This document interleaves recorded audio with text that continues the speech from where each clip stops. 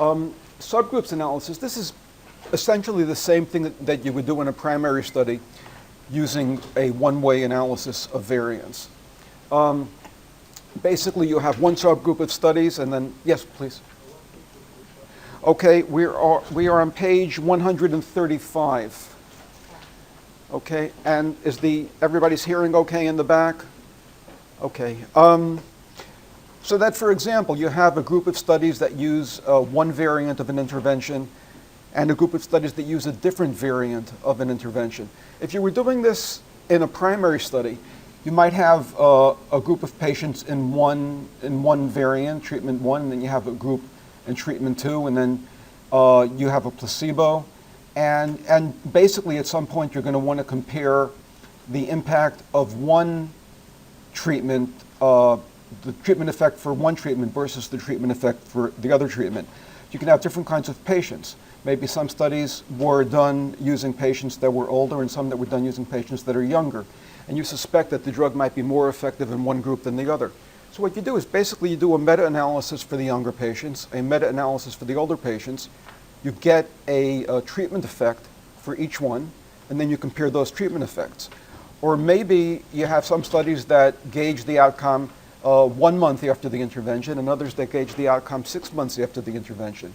And you want to know if the outcome dissipates over time or maybe increases over time. Again, in each case, you have a treatment versus placebo. You get the treatment effect, and then you're going to use the subgroup analysis to compare those two treatment effects. I have to stop for a joke. When I was looking for studies to use as an example over here, one of the subgroups analyses that I came from is this thing called Psychological Approaches in the Treatment of Specific Phobias, a meta-analysis. And it turns out in this case, they plan to use this thing called, I guess, desensitization, where they would take people that were phobic and expose them in increasing doses to things that they were afraid of. And then the way it became a subgroup analysis was that they looked at the impact of this a couple of weeks afterwards, and then again 6 months afterwards to see if those two subgroups were different, to see if the effect dissipated over time. But what struck me about this is that when you start reading it, they say specific phobia is characterized by a marked and persistent fear of a specific object, and they go on. But they talk about the most specific phobias are currently divided into 4 types, and they mention specifically fear of enclosed spaces, fear of heights, and fear of snakes. And when I saw that, I immediately remembered this cartoon I had seen, Professor Gallagher and his controversial technique of simultaneously confronting the fear of enclosed spaces, heights, and snakes. And this is a picture of Professor Gallagher. and there's the guy having all 3 of his phobias dealt with simultaneously. Okay, in any event, getting back to business, the point is that what we're doing over here is analogous to what we do in a one-way analysis of variance. The dependent variable is the effect size. In other words, what we're looking at is the treatment effect here versus the treatment effect there. And the factors are the subgroups of studies. So the goals, we're going to jump immediately into using the program, but what we're trying to do is first of all to test the factor to see if using the short-term versus the long-term outcome is significantly related to the size of the treatment effect. And then we might also want, if it is, we might want to say, well, how much does it differ? What's the treatment effect here and what's the treatment effect there? And then you can also discuss the proportion of variance that's explained by knowing that it's short-term versus long-term or young versus old or whatever it might be. I'm going to jump into CMA over here.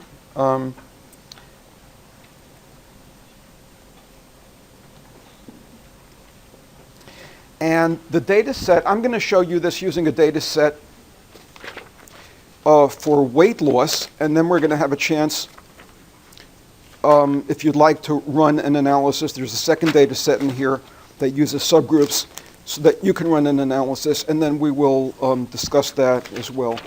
In this case, the situation was this: patients, I guess, who were overweight were assigned at random to have either drug or a placebo. and then they looked at the proportion of patients that succeeded in losing whatever it was, 5% of their weight, or there was some criterion that they used for success or failure.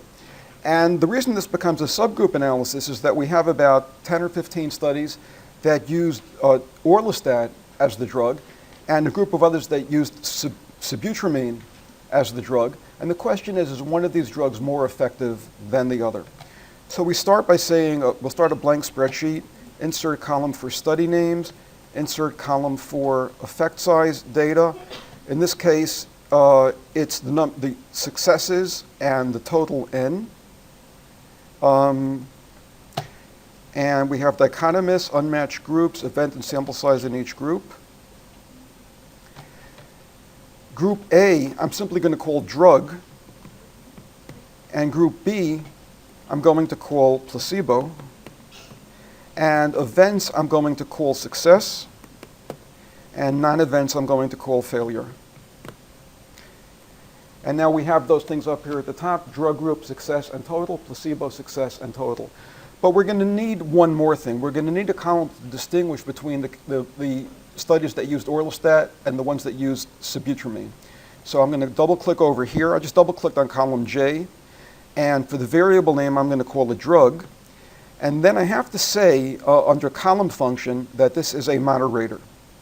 And then for the data type, I'm going to say that it's categorical. And then I click OK. That's important because if you don't tell the program that it's a moderator, the program is not going to know that you can use this when you're doing a subgroup analysis or a regression. If you define it as a categorical moderator, it will be available both for subgroup analysis and for regression. If you define it as a continuous moderator, it will be available for regression but not for subgroups. So at this point, I can put in the first study name is Lindegard.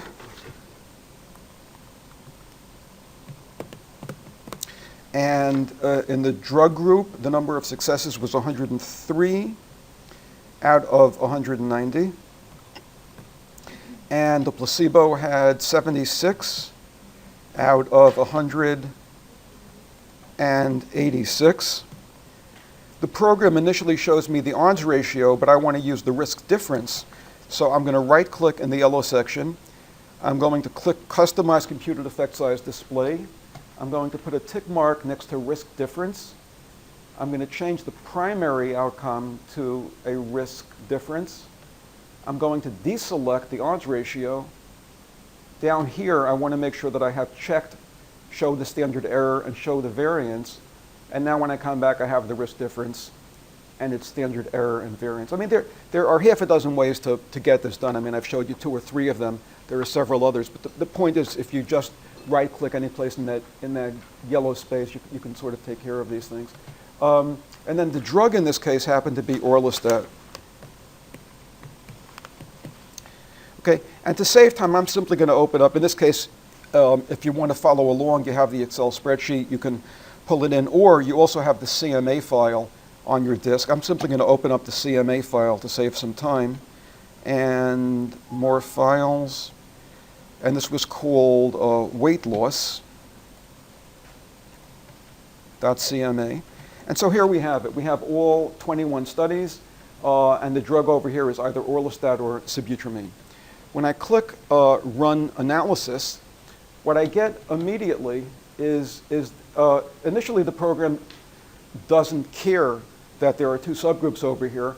It's simply going to give me an overall estimate of the effect. And what I'm going to do, as I did yesterday, is I'm just going to hide some of these columns so that we can see more of it on the screen. So let me get rid of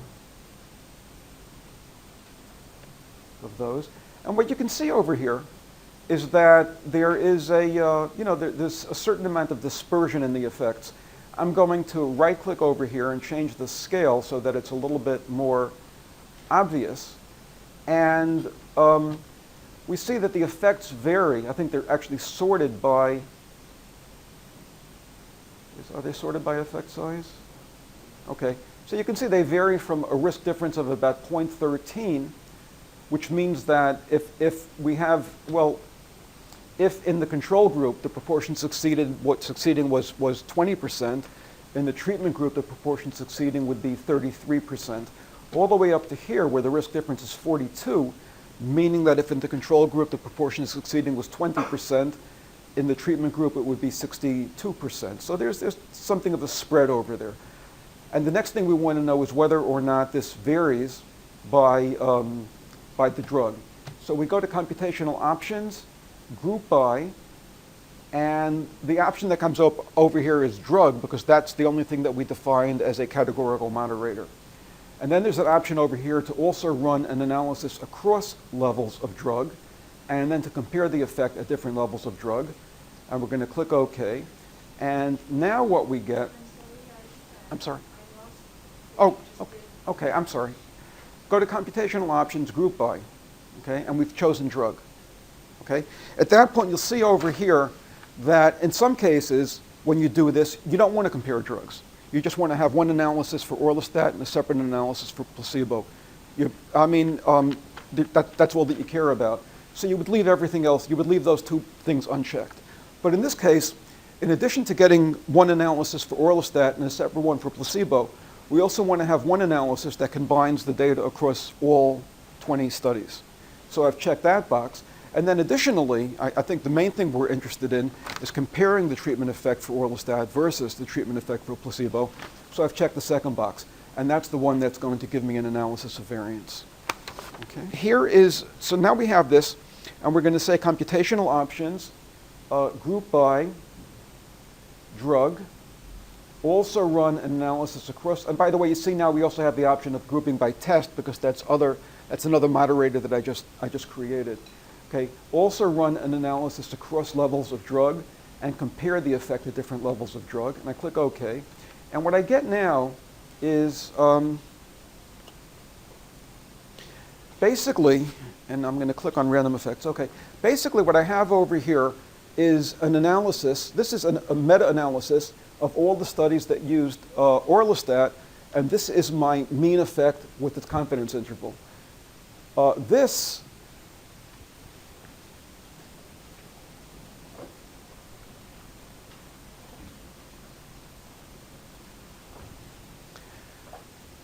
is a meta-analysis of all the studies that used sibutramine with its point estimate and confidence interval. So each of those, in a sense, can be thought of as basically a separate meta-analysis.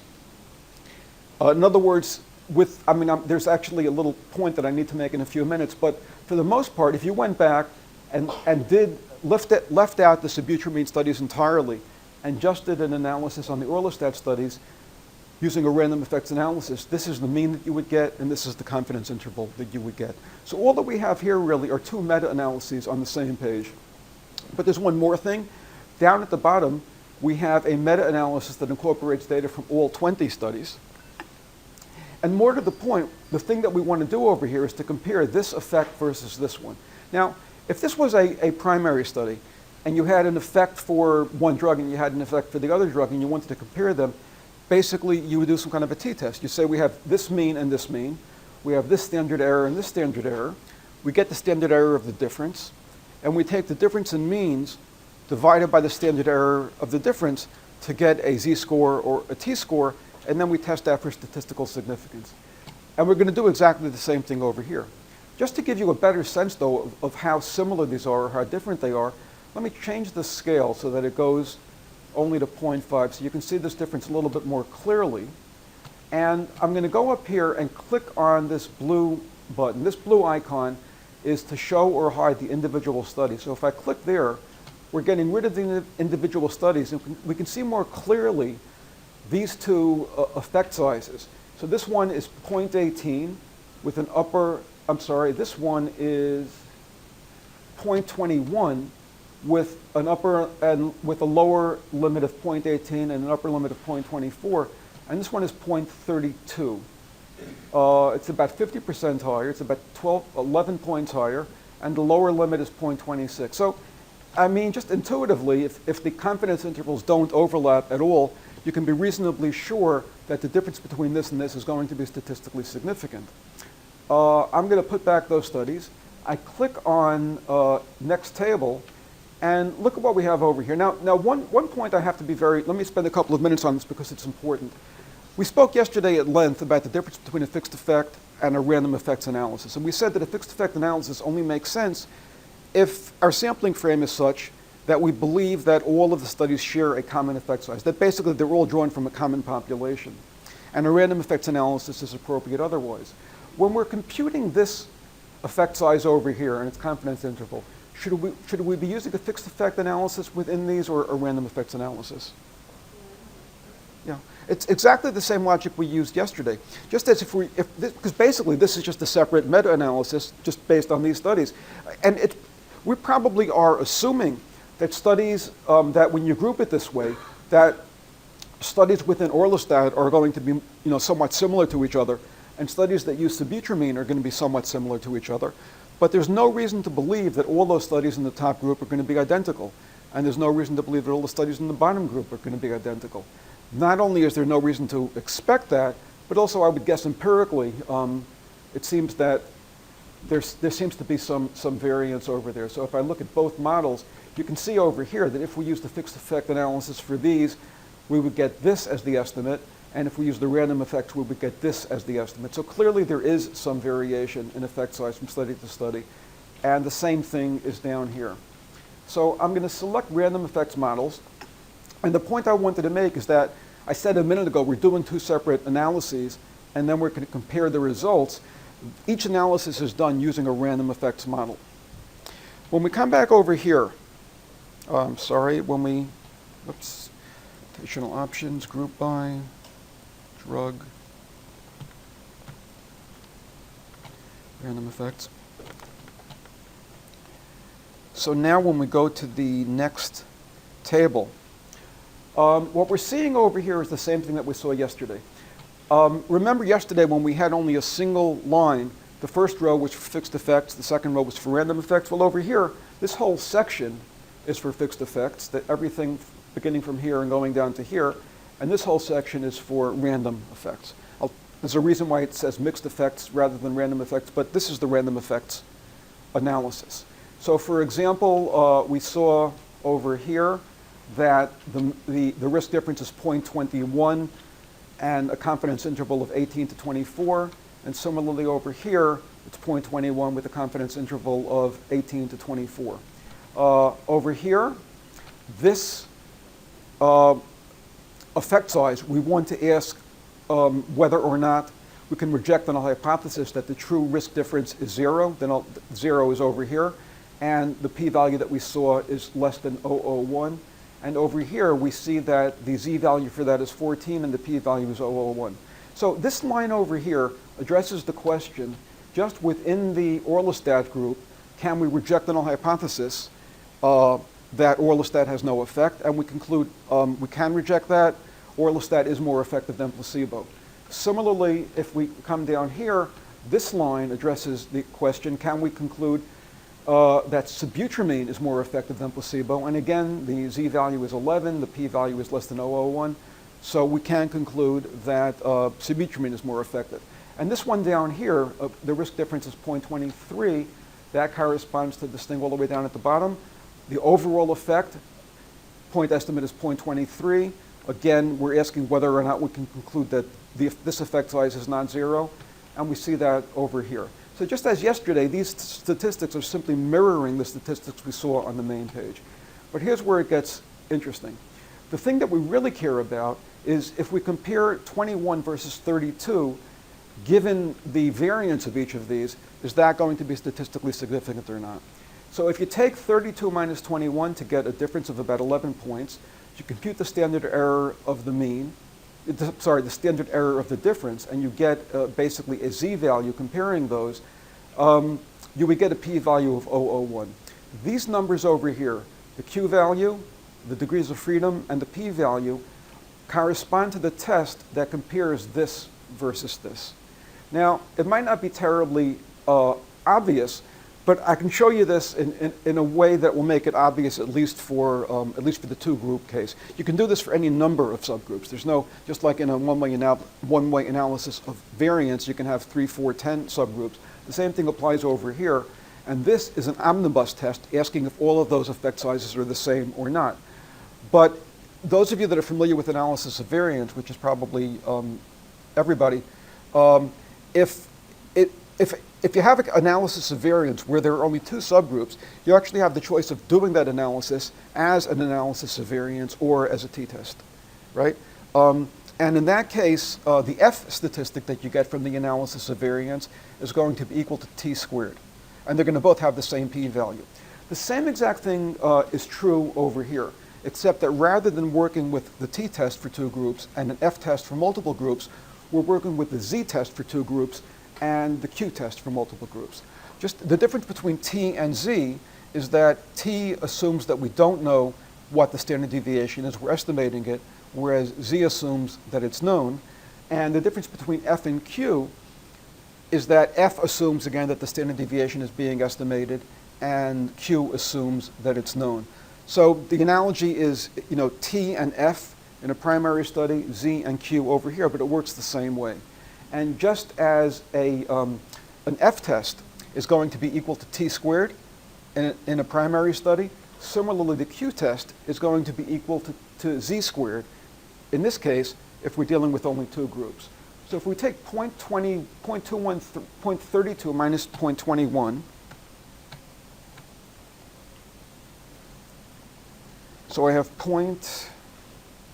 what were those numbers? I'm sorry, 0.32. Okay, can you give it to me, the third decimal also, 321?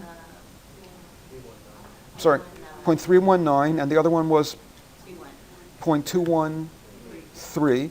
If I subtract those, the difference is 0.106. Now the variances of these things, to see the variance, because obviously it's not showing to enough decimal places over here, let me format increase decimals, format increase decimals, format increase decimals. So the variance of the first one is 30228. So that's 30228. And the variance of the second one is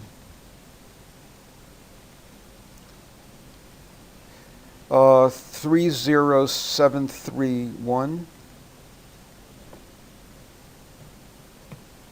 So if I add those two variances, I get this. If I then take the square root of that to get the standard error of the difference, 0.03 something. And then so this gives me, this is the variance of the difference. It's equal to the sum of the two variances. This is the standard error of the variance. It's simply the square root of this.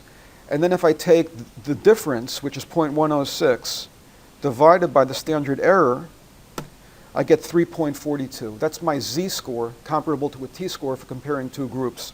If I square that, I get 11.716. And if I come back here,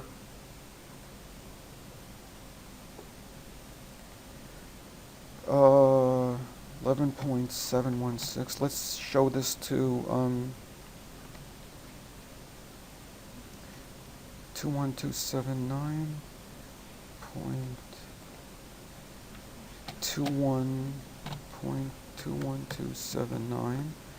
And this is 0.32049. 0.32049. I get 12.095. It was just a question of rounding error.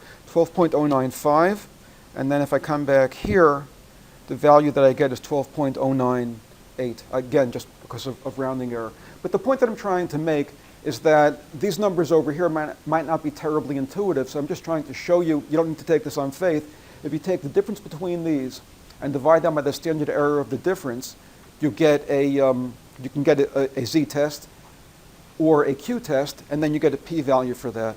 And that's basically all that we're doing. Now there are a couple of other things we can do with this. You'll notice that we have all of these numbers up here. You'll remember yesterday that when we were dealing with only a single group, all of the heterogeneity statistics were presented on the fixed effect line. And I said the reason for that is those numbers are computed using fixed effect weights. Basically, they're computed using the error within studies because we don't yet know the error between studies. I mean, it would be sort of a catch-22 to try to do that. And these numbers up here, just as this number corresponds to the test between this and this, by the same token, and you see over here, this line is called total between. Similarly, over here, we have a line called total between that gives us a Q value of 23. That corresponds to the difference between this and this. So if we went back to the main screen, and rather than using the random effects model down here, we clicked on fixed effect, and we got this estimate and this one, and we wanted to compare this versus this, and we come back over here, this Q value, 23, with the P value of less than 0.001, corresponds to that difference. Now, the argument that I've made is that we don't want to compare, that this estimate over here is based on the wrong weights because it fails to take into account between study error, and that also the variance of that is wrong because it fails to take into account between study error. And therefore, comparing these two gives you an overly optimistic sense of how precise your estimates are, and therefore it's not what we should be doing. But I just wanted to explain to you what those numbers represent. And in the case that it turns out that there's no evidence of between study variance, so our estimate of tau squared turns out to be 0, then what we see on the top is going to match exactly what we're seeing on the bottom. There's one more thing up here on the top that's important to know. Now that we've run this analysis, and we're looking at the heterogeneity over here, just as we did yesterday, we might want to ask how much heterogeneity is there? What's the I square? And we might want to do the same thing for these things down here. And we can do that. If we come back over here, and we're looking at the first group, which is the Orlistat group, it turns out that for the heterogeneity within the Orlistat group, the Q statistic is 27, the degrees of freedom is 13. This is the p-value, which tells us that there is significant heterogeneity, statistically significant heterogeneity within the Orlistat group. And we don't have evidence of statistical heterogeneity within the subutramine group. The reason that this is important, when you do an analysis of a subgroup analysis, or when you do a regression, your goal is to try to explain away some of the between studies variance. And you might say, okay, now that we've used drug as a moderator, have we now explained all of the variance that there is, or is there some variance remaining that we don't understand yet? And the answer is, in this case, well, it's clear in the first group that there is variance remaining that we don't understand yet. If we come back over here, there's a lot of variance left. This is telling us, in fact, that of the variance that we're seeing over there, the I square is 52, which means that half of that really represents variances between studies. The other half represents error within studies. And if we were going to get rid of all of that error, that dispersion would shrink, but it would only shrink by about 50%. So this tells us, first of all, we don't know exactly what's going to happen with each patient. There's a lot of unknown. And also that if we have another moderator over here, perhaps that would be able to explain some more of the remaining variance.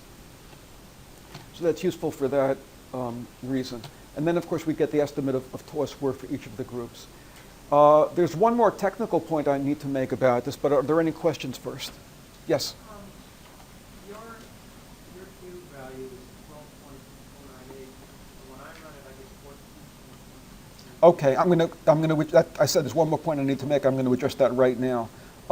Thanks for raising that, though. Are there any other questions? Yes, please. I'm having a little bit of trouble hearing you. Sorry. Okay. I was about the Q test for heterogeneity. Yes. Which I think yesterday was generally underpowered for detecting. Yeah. All that makes sense. But if we're using the Q test to determine if the two groups differ significantly, with that, like how much power do you have? It's worse. Because, well, no, I'm sorry, I shouldn't have said that. I wasn't trying to be funny. I was thinking, people sometimes assume that the whole meta-analysis always has very good power. And sometimes it does, but sometimes it doesn't. Because as we saw yesterday, even if you have several thousand people in it, if you have only a small number of studies, the power for the main effect might not be that good. But in the case of a main effect, you're looking to see whether the treatment effect is non-zero. In this case, you're looking to see whether one treatment effect is larger than another treatment effect.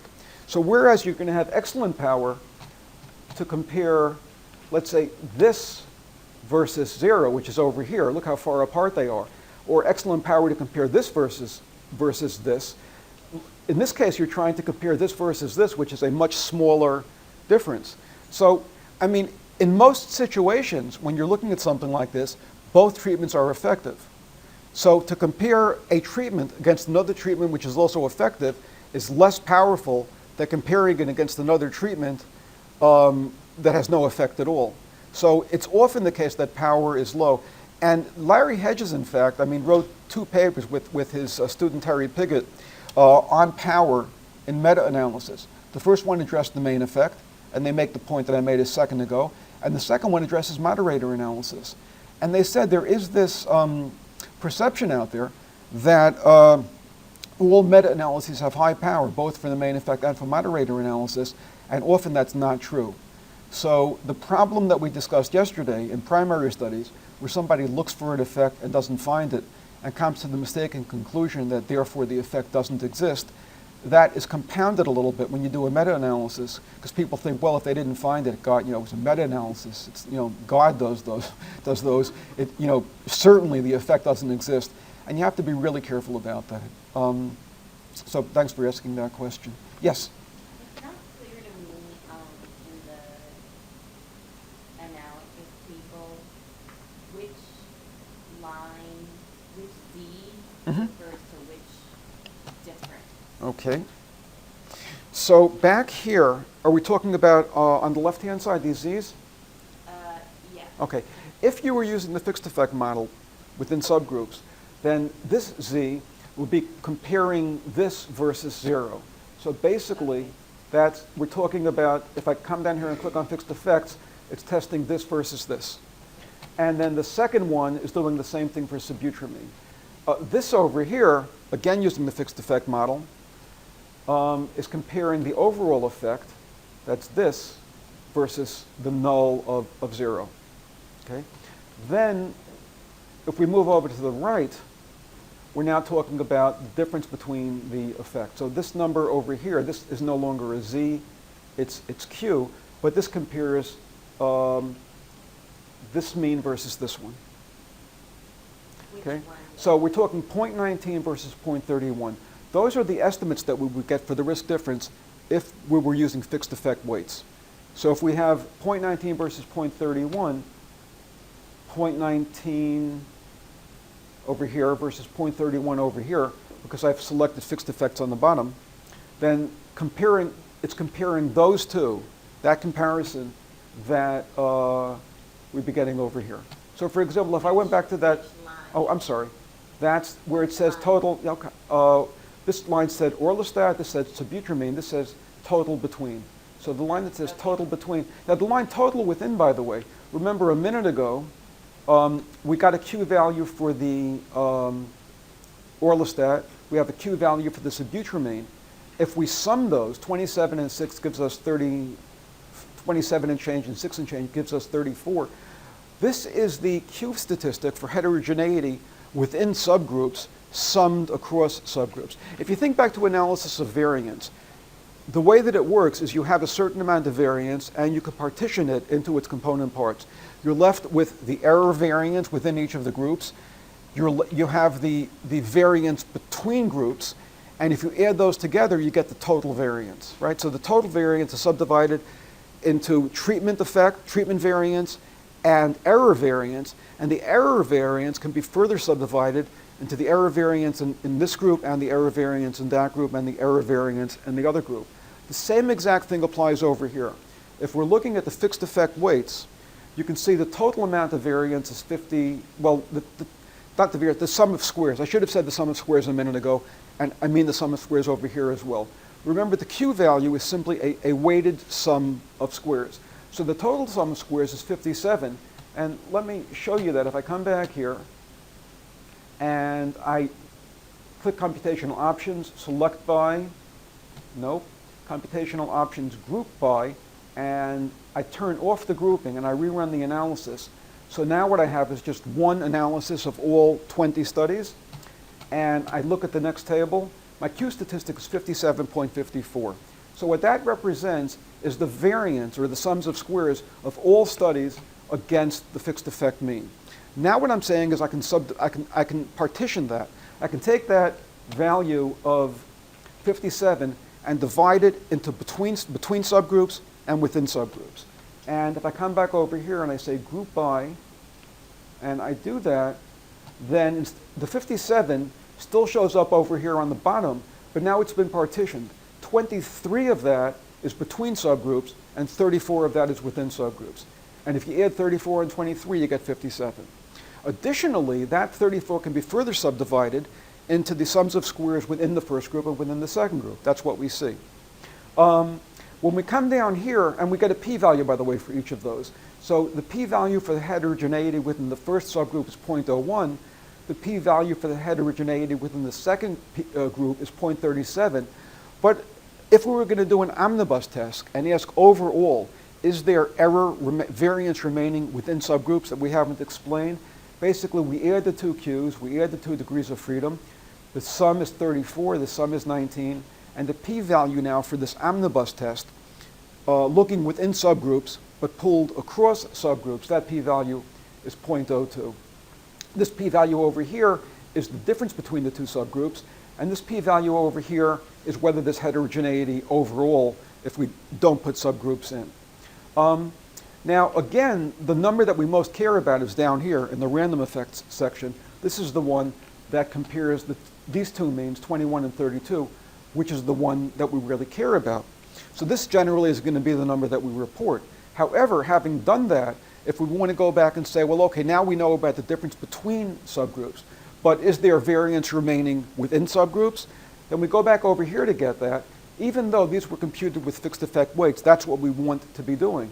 And we can say, well, generally, if we did the omnibus test, which looks at this within subgroups but pulls it across subgroups, the p-value for that is 0.01, which tells us that there is variance remaining within subgroups. Or we can look at it separately for each of the groups if we think that they are different. I want to get back to this gentleman's question, unless there's any, but that's going to take a couple of minutes. So is there anything else first that's more general? Okay. Please. How would you specify anything? Okay. In terms of the efficacy, it's a very good question. What I would say over here is basically there are three things that we care about. I'm going to go back to random effects. The first question that we probably want to ask is there evidence that Orlistat is effective compared to placebo? And the answer is yes, there is. The p-value for that is less than 0.001. And the size of the effect, the 21-point difference, is, it seems to me, is probably clinically important because the chances that you're going to succeed if you're taking Orlistat is 20 percentage points higher than placebo. So, with smoking, how many people quit? It's probably less than that. So if by taking a drug, which I'm assuming has relatively minor side effects, you can increase your chances of losing weight, meeting the criterion by 20 percentage points, that seems to me to be an important thing. Then you move on to sibutramine, and in this case you have, on average, you would expect to increase your chances of success by 32 percentage points. That's certainly clinically important. So that's the first question. The second question is, okay, I'm a clinician or I'm a patient, and I have to tell I have to decide which of these drugs to take. I have the option of taking either Orlistat or sibutramine, and let's assume they have the same side effects. Which one should I take? Well, sibutramine seems to be the better choice because whereas one of them is going to give me a 21-point success increase in my success rate, this is going to give me a 32-point increase in my success rate. So assuming they cost about the same and they have similar side effects, I would opt for the sibutramine. So those are different questions, and each one of them, the first question, is the first drug effective, is answered by this p-value over here, this line. How effective is it? The second drug is answered by this line. And then this over here asks if one is more effective than the other. This line over here, which gives you an overall estimate across the two drugs, we spend a couple of pages in the book discussing that. You have to sort of think about what this means. Now that we have determined that one drug is more effective than another, what does it mean when you report an estimate across all of them? Where this estimate falls is really going to be driven by how many studies you have in one subgroup versus how many studies you have in the other subgroup. In other words, the overall effect estimate is 0.23, but since I know that sibutramine is more effective, if in this I happen to have maybe 15 studies with Orlistat and 7 with sibutramine, what if I doubled the number of studies in sibutramine? The overall effect would now shift to the right. So this is being driven really by what combination of studies I happen to have in here. So you need to think about what that means.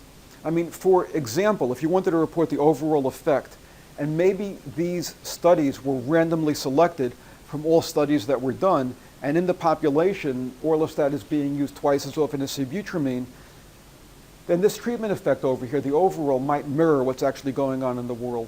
But it seems to me, if all of the studies in this are randomized controlled trials, which they are, in any randomized controlled trial, you can attribute causality.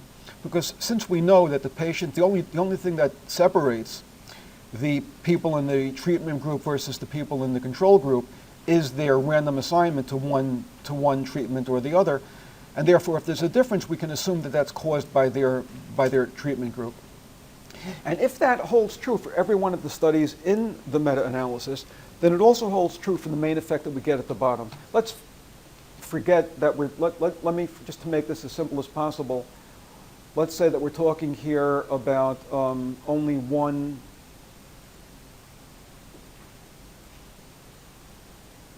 We're looking only at the Orlistat studies. This is our whole analysis over here. It's just these studies.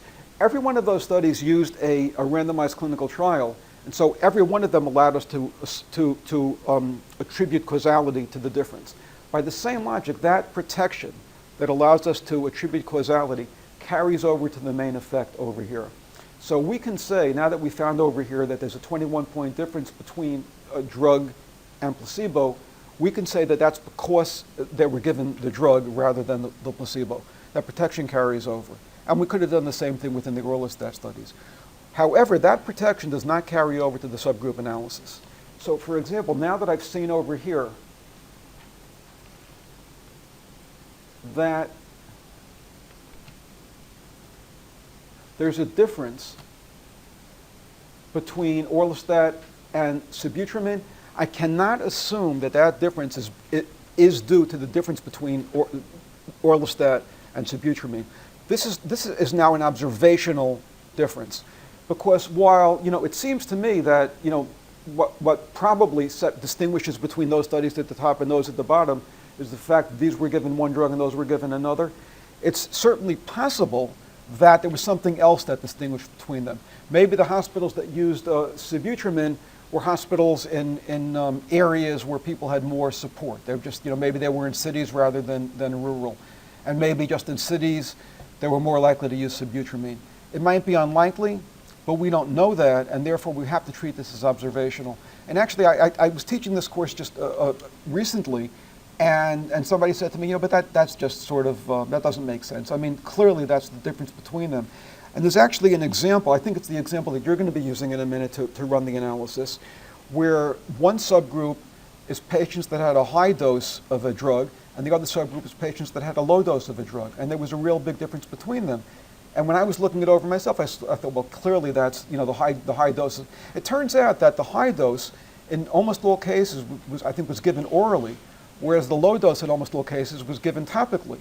So maybe it's not the dose, maybe it was the mode of administration. And that's just an example. You could sort of be blindsided by this thing. And the point is, there are many cases where there might be some other factor going on that we don't know about. So the key point I want to make is that even if each of the studies is an RCT, the protection that allows us to impute causality does carry over to the main effect, but never carries over to the subgroup analysis or to the regression. Now, what we would do in a primary study is, you can also use a certain amount you can sort of go digging, and if it really appears that there's no other difference between the groups except for this one, then you can't attribute causality, but it seems it might be likely that that was the reason. But in order to do that, you really have to have a good number of studies in each a good number of studies within each subgroup, because otherwise, let's say we had only 3 studies in the sibutramine group. I mean, it might turn out that they were older or younger or any number of other things. It's only as you get more and more of them that it becomes less and less likely that all of these studies had, that factor and all of them had the other one. But as I said in this example that I gave you a minute ago, you never really know for sure. Even though there were many studies that used low dose, all of them used the same mode of administration. So you really do need to be very careful about that. Please. What would happen if on your example the confidence intervals overlap? What would you be able to conclude if you had maybe a mean difference, but one group, maybe had 2 studies and the confidence intervals overlap? Okay, let me come back over here and actually let's do this concretely. Okay.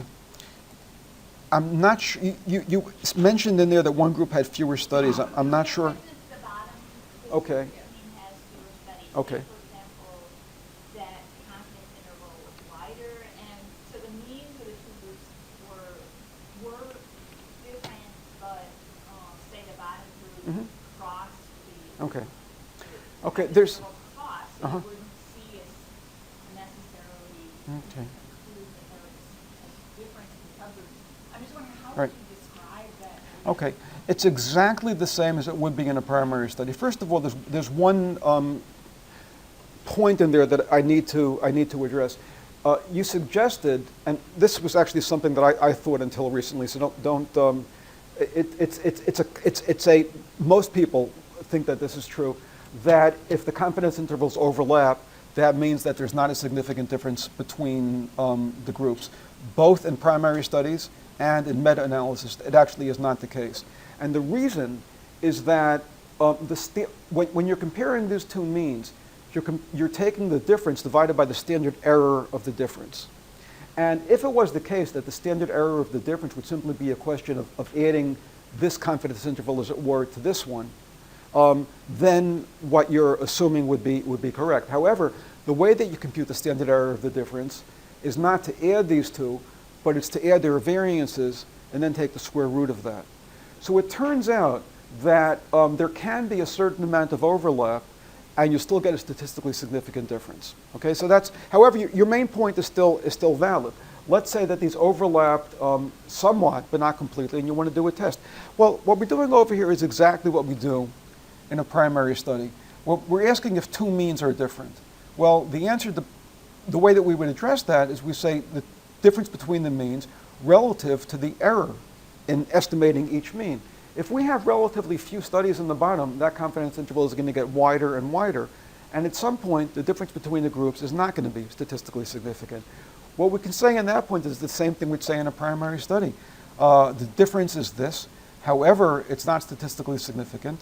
And in fact, I would go one step further and say, the difference is 10 points, but the confidence interval for that difference is, from 5 points in favor of this drug to 20 points in favor of that drug.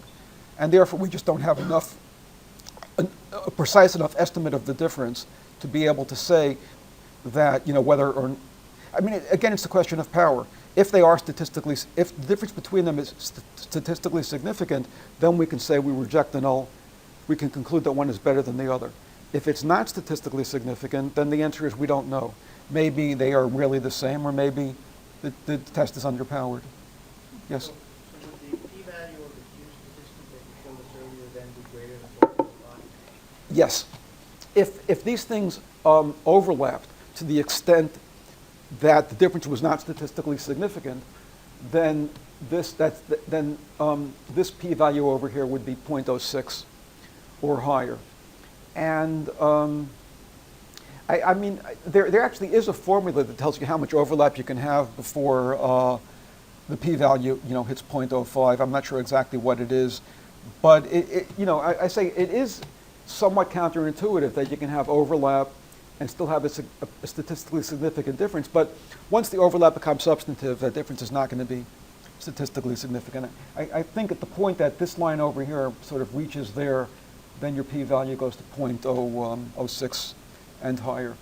I mean, the way that you expressed that a minute ago was very good. You said, you didn't say, what if the effect sizes come closer and closer together? You said, what if the confidence interval gets wider and wider? And that's exactly why we say that the study is underpowered. It's not that the difference between them is small, it's just that it's being estimated poorly. And that's exactly the definition of low power. Another question. Yes?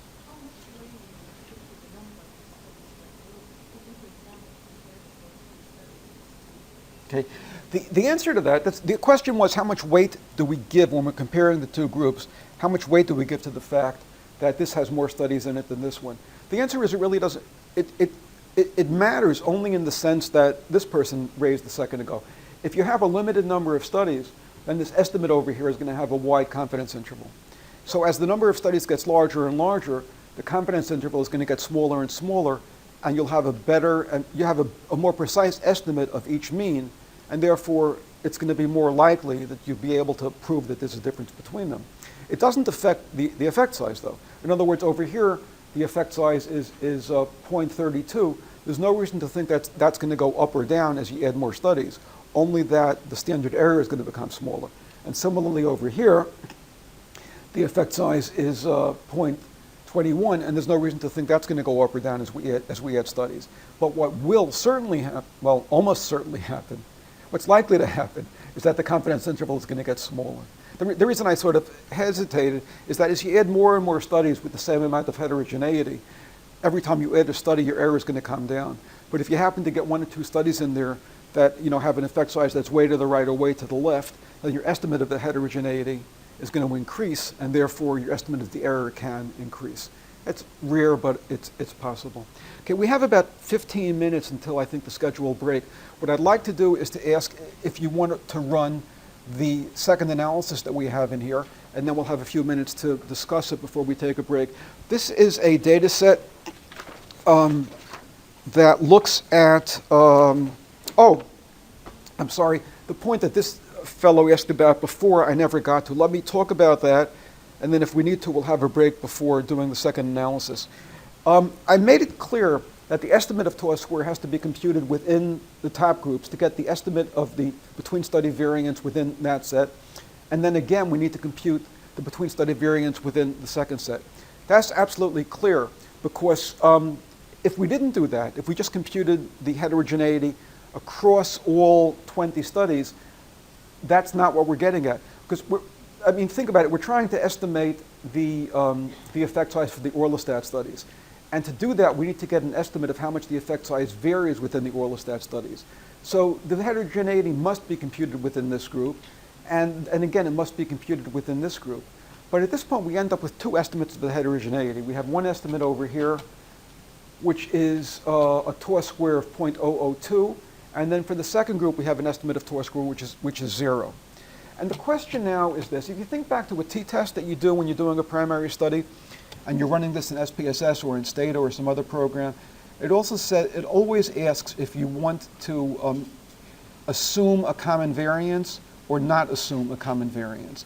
And the logic is, the observed variance is always going to be different in the two groups. But often, in most cases, we assume that the reason for that difference is just sampling error. That if we really knew the variance in both groups, that variance would be identical.